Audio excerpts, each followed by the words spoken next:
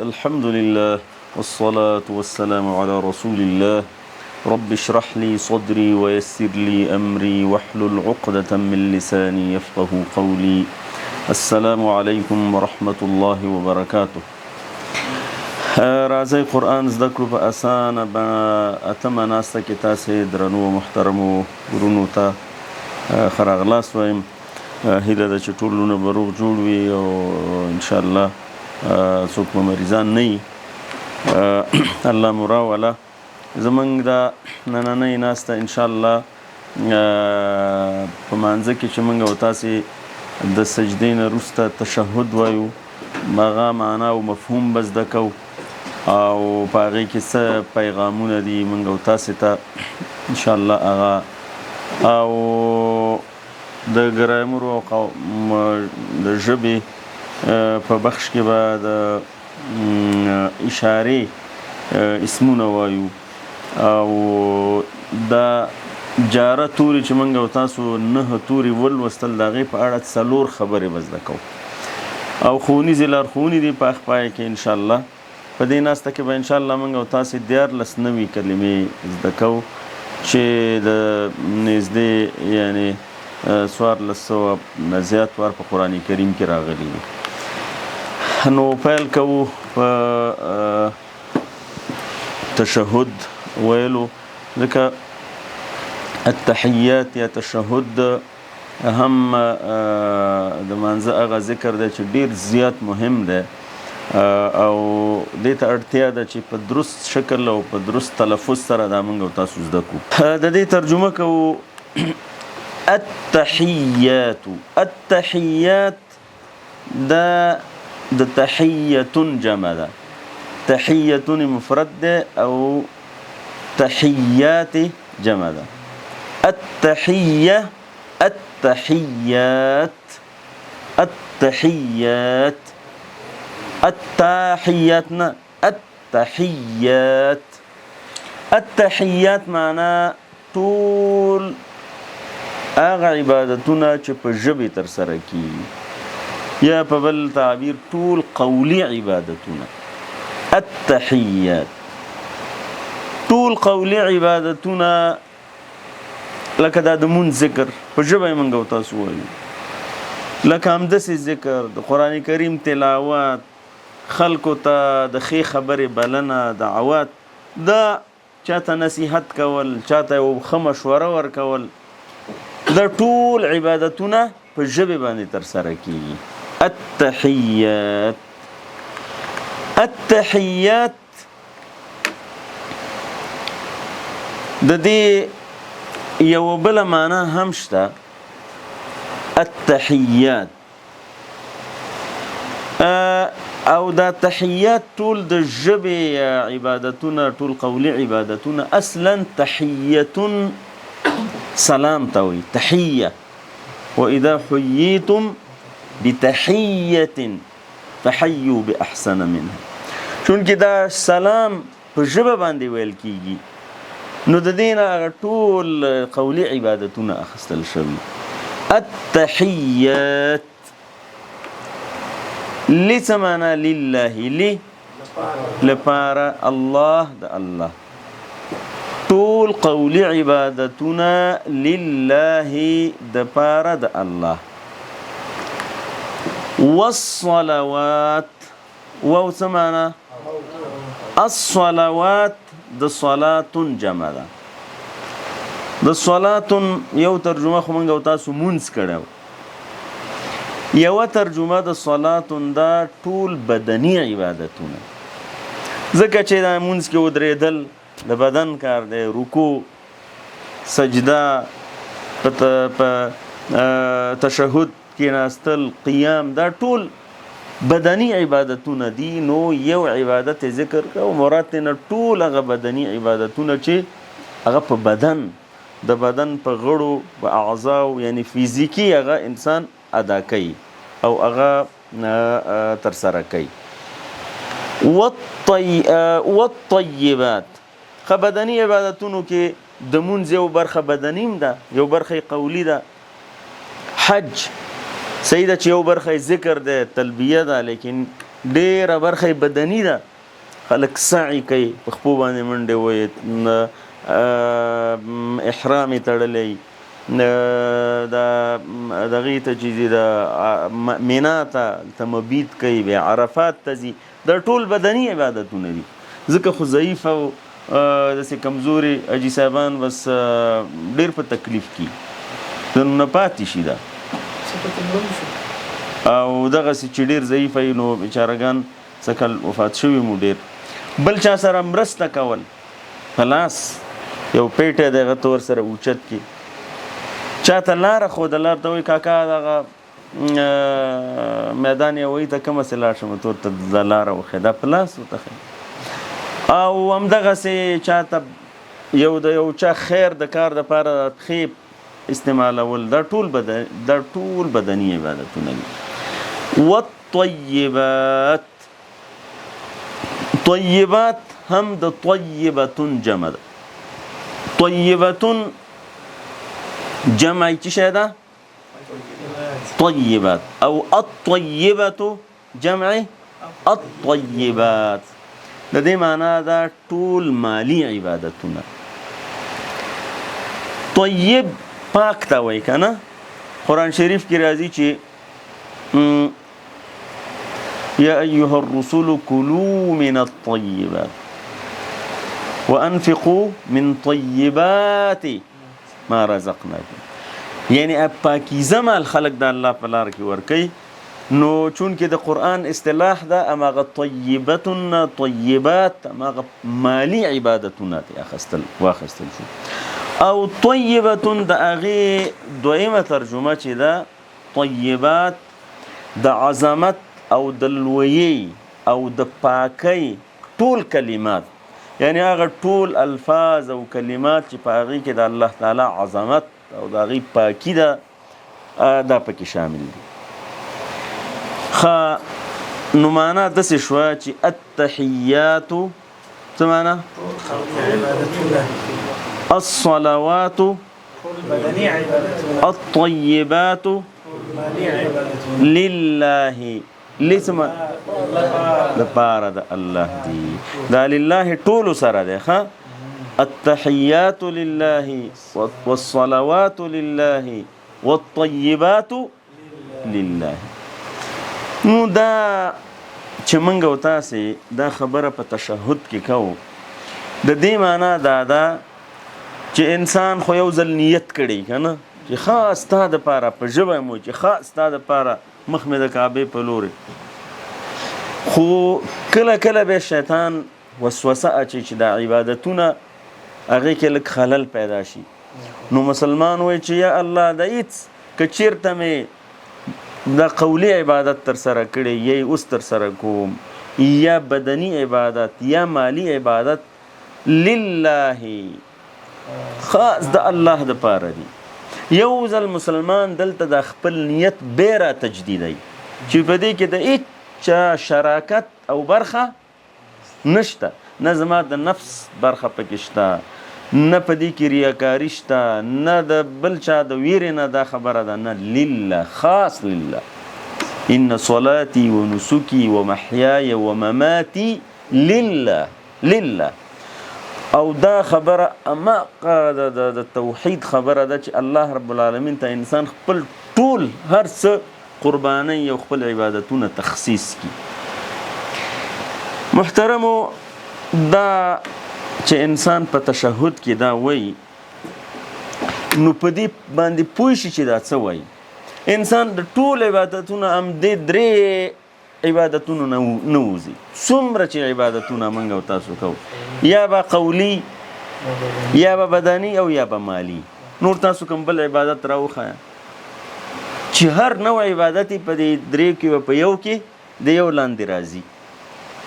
یعنی معنا دا ده چې دا زما ټول عبادتونه او بندګۍ چې دي دا خاص د الله رب العالمین لپاره دي. التحیات، تاسو ترجمه کوي التحیات لی الله و الصلوات و الطیبات مالی عبادتونه ما تاسو ته ویل چې په دې وجه باندې ورته وایي چې د طیبات که څوک خبائث د الله په لاره کې نفقه کوي هغه نه قبلیږي. ولا تيمموا الخبيث منه تنفقون ولستم الا ان تغمضوا فيه. او د طیبات بل ترجمه ما د طیب نه تاسو ته کړې وه چې ټول هغه کلمات او الفاظ چې د الله تعالی په لویي په عظمت او د هغې په تنزیه او پاکوالي دلالت کوي. دا دواړه ترجمې دي. دا ټول د الله رب العالمین دپاره دي. د ټولو نه ستر پیغام په دې کې دا دی چې انسان په مانځه کې یو ځل بیا خپل نیت تجدید کی، خپل نیت را تجدید کی. او که چیرته پکې لږ ډېر شبهه او شک او شایبه پاتې شوي نو په دې ژبه بیا دا ووایي التحیات لله والصلوات والطیبات. یو حدیث شریف په صحیحینو کې راغلی، جناب رسول الله صلی الله علیه وسلم یو ځل وفرمایل چې 80,000 خلق به بغیر د حساب او کتاب جنت ته ځي. رسول الله صلی الله علیه وسلم وفرمایل چې دا هغه خلق دي چې نه خپله دمونه کوي او نه بل چاته وایي چې لږ مې دم کا. د دوی دویم صفت دا دی چې بدفعلي نه کوي. دریم صفت دا دی چې په الله رب العالمین باندې توکل کوي. خپل هم دم نه کوي، په بل چا هم دم نه کوي. د دې معنا دا نه ده چې دم کول او په چا چوف او دم اچول او د چا نه غوښتل چې ما دم کړ دا ناروا دي. نه، دو د ایمان په داسې لوړ موقف کې قرار لري وایي چې چا نه دم او د چا په نوم چې دم کومه مې په خپله ویني که نه هماغې خو مریض کړی یم. یعنې داسې لوړ ایمان دی چې بس په الله تعالی باندې ځان سپارلی. بدفعلي نه کوي چې یو شی وګوري. زمونږ استاسې دا ټولنه کې رواج دی که نه، لوی کارغه راغی او بس کومه حادثه کیدونکې ده او دا د شپې چې دا جارو مو کړه نو مشکل پیښیږي او دا نوکان هم چې داسې کړه دا مشکل پیښیږي. او دغه بدفعلي نیول دا په حقیقت کې یو وسوسه ده، یو تشویش ده او دا عموما د ضعیفه انسانانو کار دی. نیک فال نیول دا د مسلمان کار دی. هر څه چې دغه کوي په الله رب العالمین باندې دا باوري چې په هغې کې به خیر انشاءالله،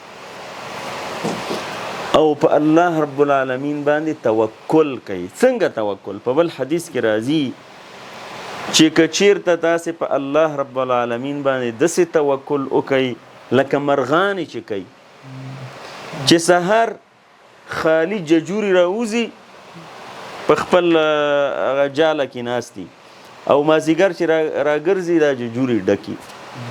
نه وزارت داخله کې وظیفه او نه په خارجه کې او نه په وزارت اقتصاد کې چرته وظیفه شته او نه په مالیه کې.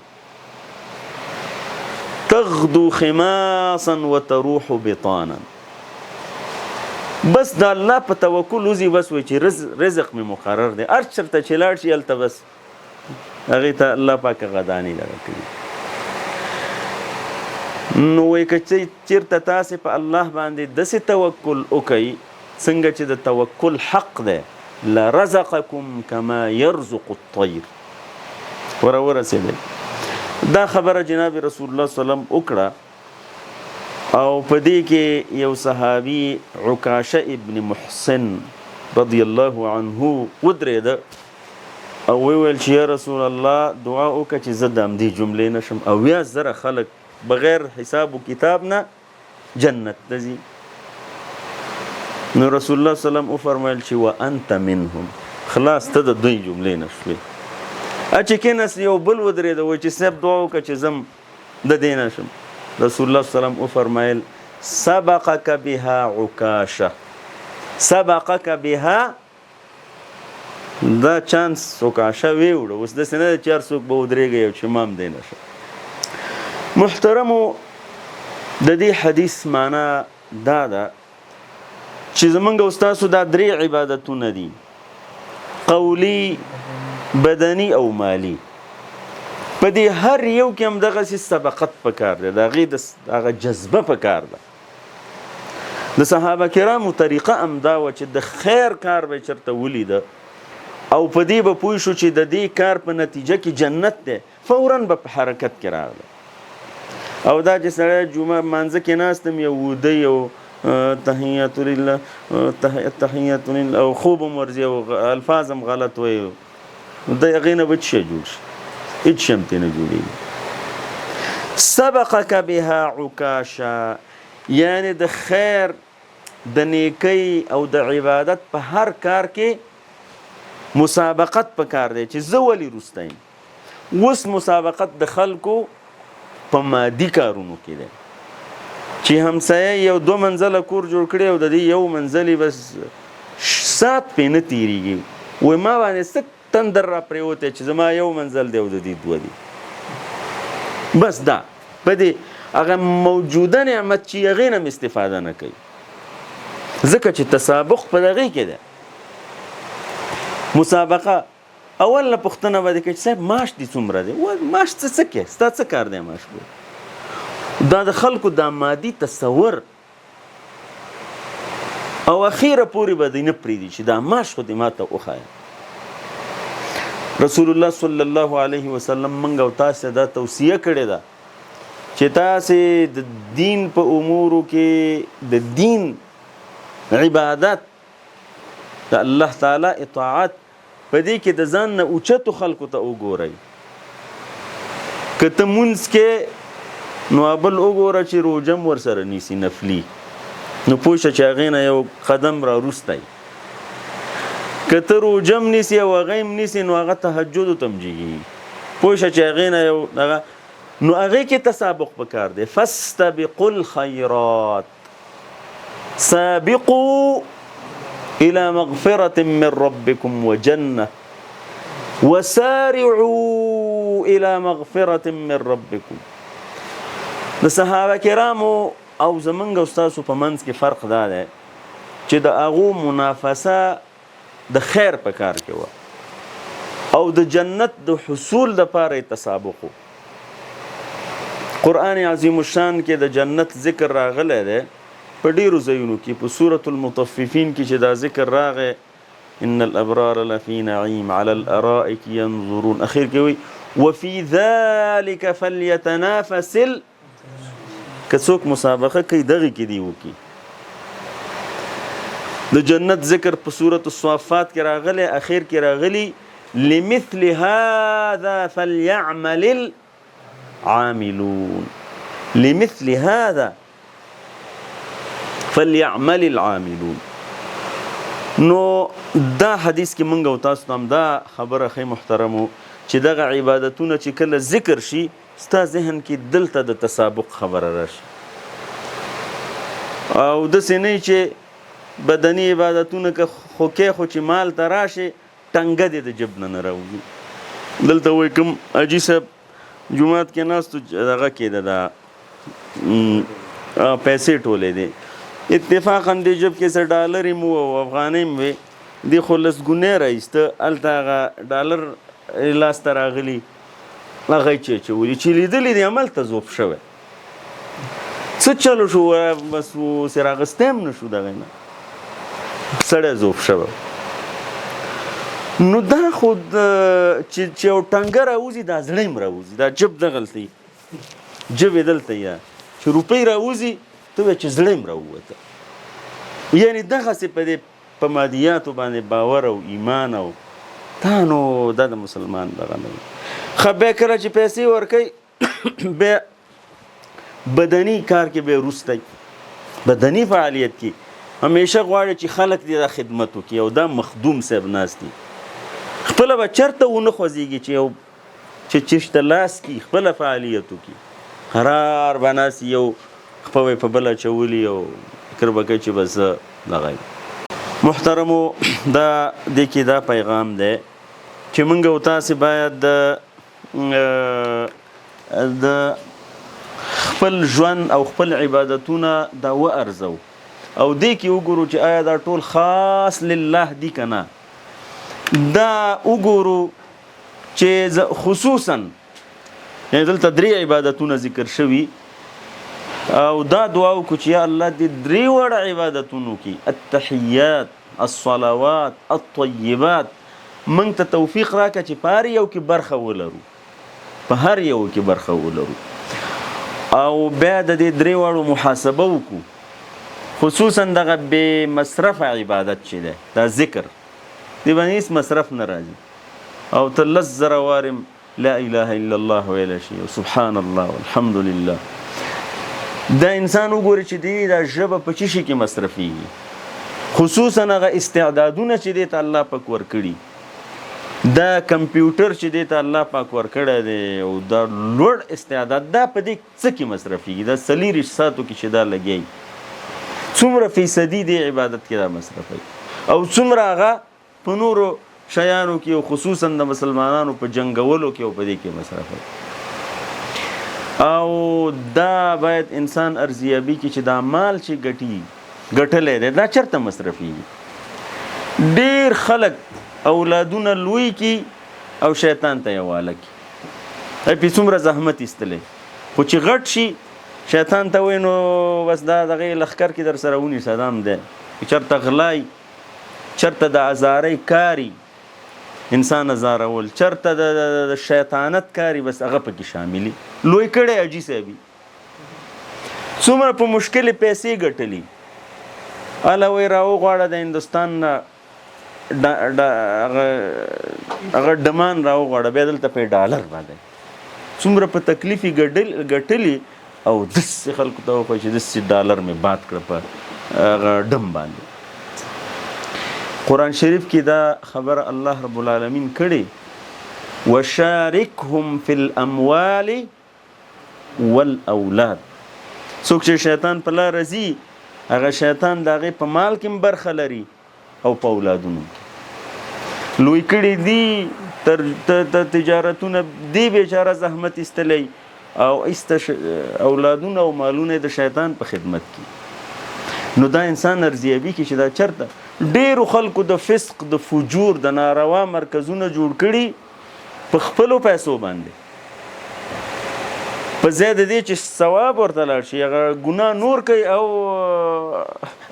ګناهونه پکې عملا نور کوي خو چا چې اول هغه تأسیس کړي هغه په ګناه کې شریک دی ځکه هغې اساس یې ښه دی.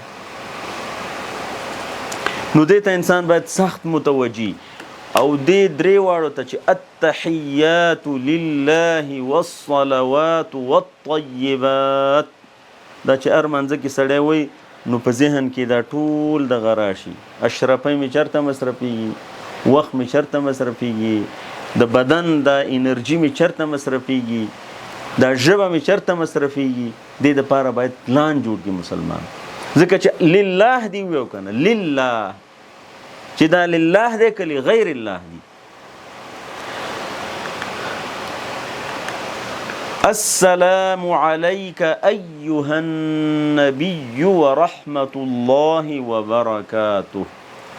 السلام سلامتیا، سلامتیا یعنی هر ډول سلامتیا، ټول ناوړه او ټول نادرست شیان د ټولو ناوړه خبرونه په امن کې پاتې کېدل او د هر لورې نه په امن و امان کې پاتې کېدل.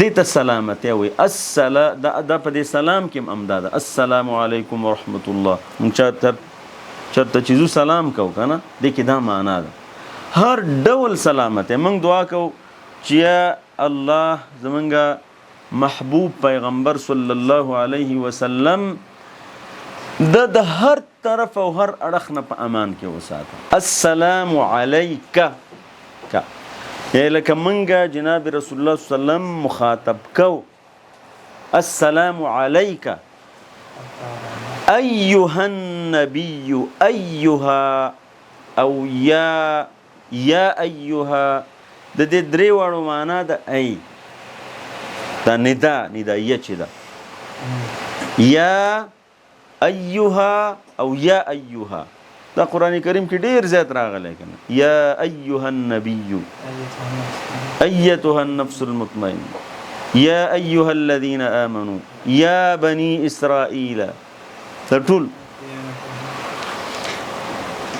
النبی نبی دا مفرد ده او نبیون او انبیاء دا جمع ده دا قرآن کریم کې ډیر زیات ور راغلی نبی د نبأ نه ده هغه څوک چې خبر ورکوي النبأ عن النبأ العظیم نبی یعنی پیغمبر هغه څوک چې د الله تعالی د لورې نه موږ او تاسو ته خبر راکړي چې دا کار داسې وکړئ دا داسې وکړئ دا داسې وکړئ دا نبی موږ ته موږ خو مستقیما د الله رب العالمین سره هم کلام شوي نه یو نه خبرې اورېدلې د الله تعالی خبرې موږ ته د چا په ذریعه راغلي دا خبرونه د انبیاو او مخصوصا د جناب محمد رسول الله صلی الله علیه وسلم په ذریعه ورحمت الله و ترجمه کوي رحمت خو رحمت ده او رحمت د الله وبرکاته و ترجمه کوي برکات ده دا جمع او مفردی چی شه ده برکه اما هغه قاعده ده چې اخر کې تاسو چی شي اضافه ک الف او تا وبرکاته او د هغه برکتونه یعنی دا دسه ده السلام علیک ایها النبی ورحمت الله علیک وبرکاته علیک دا علیک ټولو کې ده پتا باندې تاسو یو ځل ترجمه وکړئ السلام علیک ایو ایها ای ایوم او یا او ایها ټول د ای په معنا النبی ای نبی صلی الله علیه وسلم و رحمت الله و برکاته دهغه ورونو منګ او تاسو د دینه مخکې څو عبادتونه ذکر کړل او دا دعاګانې چې منګ او تاسو رسول الله صلی الله علیه وسلم ته ذکر کړي څو دعاګانې وي درې سلام رحمت او برکتونه درې عبادتونه او درې دعاګانې او دا دعاګانې من چا د پاره الله پاک نو غوښته رسول الله صلی الله علیه وسلم د دې وجه دا ده چې دا درې واړه عبادتونه په مکمل شکل او په درست شکل چې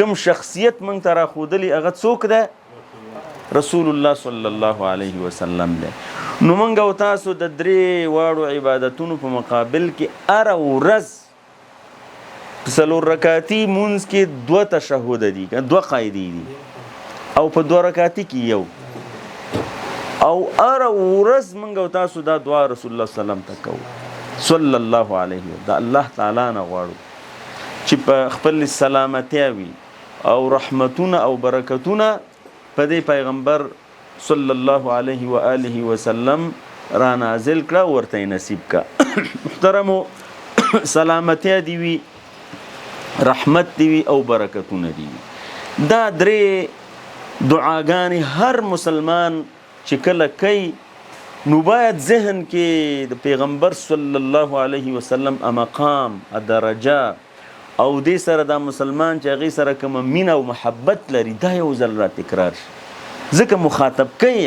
ایها النبی السلام علیک ایها النبی ورحمت الله وبرکاته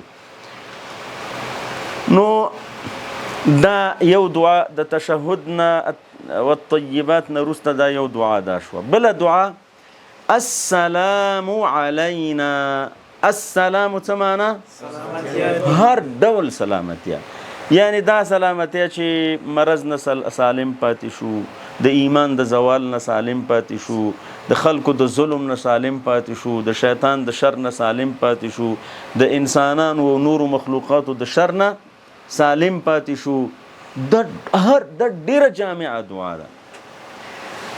دا دعا منګه رسول الله صلی الله علیه وسلم ته وکړه او به وی چې السلام دلته څه وایو اشاره وکړئ کنه تاسو داسې ناست لکه درمانه دا اشاره ده دا علینا او که داسې ویم علیه دلته وایو السلام علینا.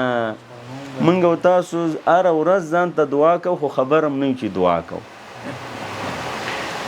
سلامتیا دی وی علینا پر مونږه ها وعلى عباد و ترجمه کوي على پر عباد الله. عباد د عبد جمع ده، عبد الله مفرد ده او عباد الله جمع ده. او سلامتی دی وی په منګه او د الله تعالی په نیکو بندگانو. وعلى عباد الله الصالحين. صالحين د څه جمع ده؟ صالحين يا شباب يا د صالحان ده او یا د صالحین ده. او صالحون د څه جمع ده؟ د صالحون. دا د نیر نشي باید و نون جمع چې دا هغه د چې کله مفرد باندې تنوین پیخي د و نون په جمع راځي او که باغې باندې زوري یا زیري د هغې جمع په یا او نون راځي. وعلى عباد الله الصالحين. تاسو یو ځل دا ترجمه وکړئ مثلا السلام تاسو ترجمه کوئ علینا و على پر عباد الله الصالحين چې نیکان دي. ورونو تاسو منګو تاسو دلته مخکې په سورت الفاتحه کې وویل هغه خلق چې د الله تعالی د پرزوینو مستحق دي څوک ډلې خلق دي؟ کم دي؟ انبیاء او صالحین. اوس موږ او تاسو وګورو چې انبیاء صدیقین او شهدا او چې ژوندي خو د کیو کې خو نه یو کنه ځکه چې پیغمبر کېدل خوشونه او د پیغمبر صلی الله علیه وسلم ملګرتیا خدا چانس خو موږ او تاسو نه هم تله د صدیقین او شهدا خو ځکه نه چې ژوندي وکنه هغه تقدیر دی الله پاک. لیکن وایي چې ومن الشهداء والصالحين مع النبيين والصديقين والشهداء والصالحين. یو خدا خبره یعنی معنا دا شوه چې منګه او تاسې دا اوس 2 میلیارد لږو ډېر مسلمانان دي او هر یو دا دعا کوي. که څوک غواړي چې د 2 میلیارد انسانانو دعا کې ځان شامل کړي نو باید څه وکړي؟ نه په صالحینو کې شامل شي. بدماشۍ نه راووځي، بد اخلاقۍ نه راووځي او د چا په لار روان شي؟ د صالحینو. افریقا کې به خلک ناستي دلته به تعالی دعا کوي، په چین کې به دعا کوي وعلى عباد الله الصالحين. ته به په دعا کې شاملې. لورې المغرب العربي کې به دعا کوي او ته چې د صلاح په لار روانې د صالحینو سره نو دعا کې به شاملې. او تم چې دا دعا کې داسې نه چې هماغه نږدې هغه بچیان او مور و پلار دي، نه دا 2 میلیارد انسانان ستا په دې دعا کې شامل شي. سلام علینا وعلى عباد الله الصالحين. که په افریقا کې او که په امریکا کې که په چین کې په مغرب کې په هندوستان کې په جاکارتا کې په هر ځای کې چې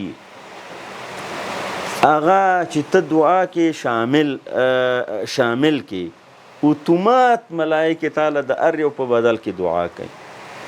ځکه خو تا ویني نه، ته چې دعا کې نو ملک نه ته دعا کوي امین وي ولک بمثله. ته چې یا الله دې د الله نیکو بندگانو ته سلامتی ورکې، دا ملائکه د ار یو دعا په بدل کې چې الله دا سلامت کې دا انسان د څومره ښکلی انسان دی چې دومره مسلمانان نه ویني او دعا ورته کوي. خو موږ او تاسو څه کوو؟ توتي غوندې دا وایو، هېڅ پې نه پوهېږو چې دا موږ څه وایو. ښه یو بله خبره زه تاسو ته وکړم، ډېره جالبه ده. اول موږ دعا چاته وکړه؟ نبي صلی الله علیه وسلم. بیم چاته وکړه؟ بیم چاته وکړه؟ عباد الله. ګوره دې کې یو مهمه نقطه ده، انبیاو په حق کې چې څوک دعا کوي هغه نه ردیږي. خبره ورسېده. او الصدیقین مع النبیین والصدیقین والشهداء والصالحین، د قرآن په نص باندې دا منعم علیهم دي که نه؟ دو ته چې دعا کوي هم نه ردیږي. ښه اوس موږ او تاسو چېرته راغلو؟ د دې دواړو منځ کې راغلو. انبیاو ته دعا نه ردیږي او صالحیتو نه ردیږي. دا موږ چې منځ کې راغلو السلام علینا، نو د دې ډېر زیات چانس دی چې دا هم رد نشي. ځکه چې مخکې نبي ته دعا ده، اخر کې صالحینو ته، منځ کې موږ څه وایو؟ السلام علینا. نو د الله تعالی هغه مهربانۍ ته تاسې وګورئ چې موږ ته دا دعا څنګه راښودل شوي. ځان هم په منځ کې راوستی، منځ کې چې اول او اخر دغه منځ هم انشاءالله هغه د خیر نه محروم نه وي، خو په شرط د دې چې هغه موږ او تاسو یعنې فهمیده دا دعا وکړو. دا دعا چې په خپل حق کې کوو دا به انشاءالله قبلیږي. ځکه چې مخکې د پیغمبر دپاره، اخر کې د صالحینو دپاره، او منځ کې و چې السلام علینا. نو دې التحیات کې ډېر لوی پیغام دی. موږ او تاسې ته د امتیت تصور راکوي چې دلته یوازې نه یو، د دې رسول الله صلی الله علیه وسلم 2 میلیارده امت دی، لږ نه یو. السلام علینا وعلى عباد الله الصالحین. محترمو، یو پیغام دا دی اوس دلته چې د الله تعالی رحمت د صالحینو په برخه کېږي.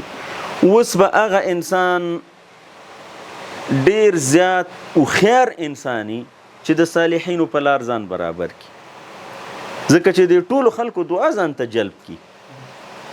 الله تعالی رحمتونه هم جلب کړي، د ټولو خلکو دعا هم ځان ته را جلب کړي او د هغې ځان مصداق وګرځوي.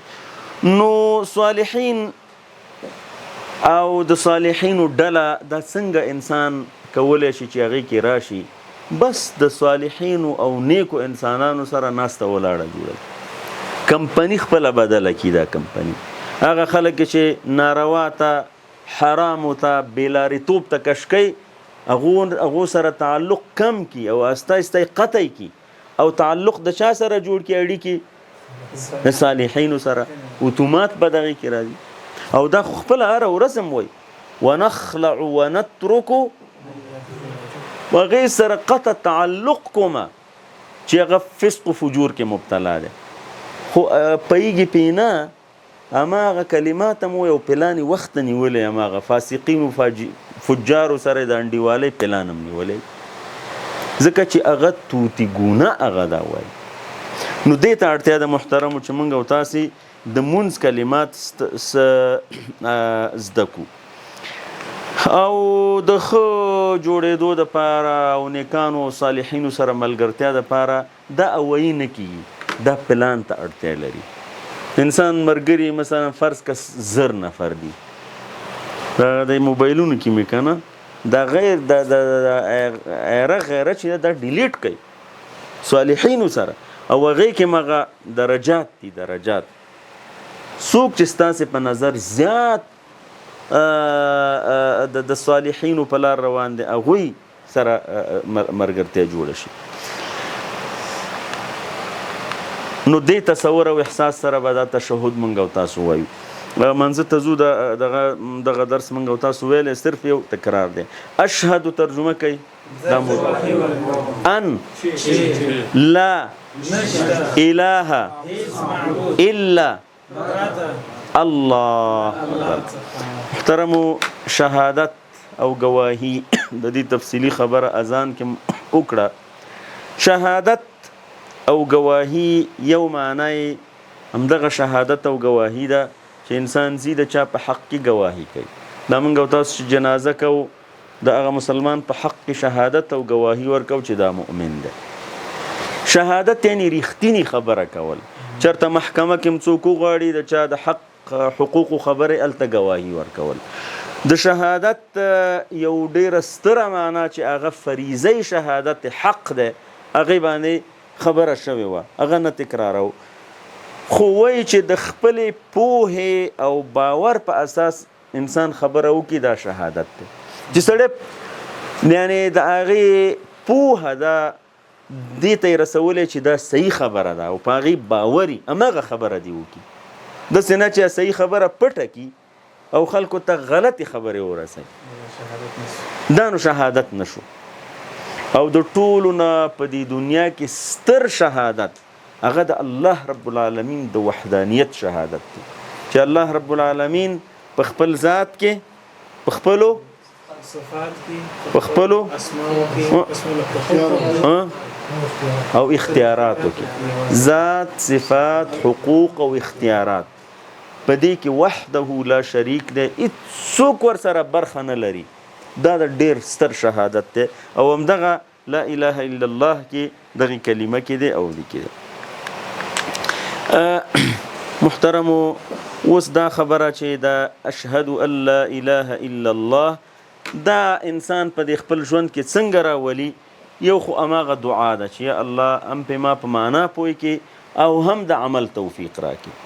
دویمه خبره دا ده چې ځان ارزول دي چې دا د لا اله الا الله خبره کې څومره یعنی واقعي معنا باندې ستا په ژوند کې موجوده ده. د الله تعالی